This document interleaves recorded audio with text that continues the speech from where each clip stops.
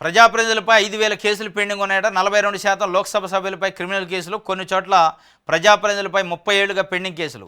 Criminal నేరాలకు పాల్పడిన ప్రజాప్రతినిధులపై జీవితకాలం నిషేధించాలన్న బిల్లు. కేసు ఉంటే ఉద్యోగమే రాదు, కానీ మంత్రి మాత్రం అవ్వచ్చు. విచారణ సందర్భంగా సుప్రీంకోర్టు కీలక వ్యాఖ్యలు. వాస్తవం ఇది. ప్రజాప్రతినిధులపైన 5,000 కేసులు పెండింగ్ ఉన్నాయట.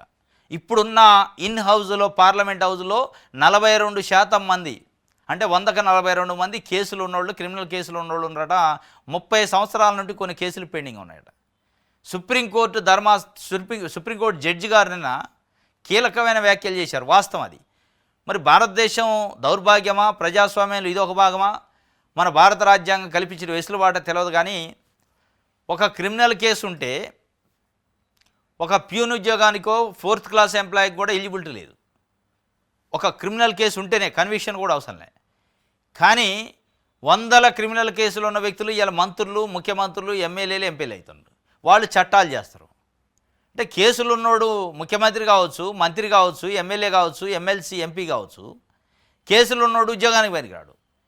ఈ కేసులు ఉన్నోడే మంత్రిగా, ముఖ్యమంత్రిగా, ఎమ్మెల్యేగా ఉండి ఈ అధికారులని మానిటర్ చేస్తారు, పెత్తనం చేస్తారు అధికారులపైన, క్లీన్ చిట్ ఉన్న అధికారులపైన. మరి ఇది ఎట్లా వ్యవస్థ అని సుప్రీంకోర్టు నిన్న ఐడెంటిఫై చేసింది. ఇది వాస్తవం కూడా. కేసులు ఉన్నప్పుడు ఉద్యోగానికి పనికిరానప్పుడు ప్రజాసేవకు ఎట్లా పనికొస్తారు? కేసులు ఉన్నప్పుడు ఉద్యోగానికి పనికిరానప్పుడు ప్రజలపైన పెత్తనం చేయడానికి ఆయనకు పదవి ఎట్లా ఇస్తారు? చట్టాలు చేయడానికి చట్టసభలో సభ్యుడు ఎట్లా అవుతాడు? ఇవ్వద్దు కదా. కానీ ఇలా దేశంలో 42% మంది వాళ్ళే ఉన్నారు. వాళ్ళు చట్టసభలో కూర్చొని చట్టాలు చేస్తున్నారు.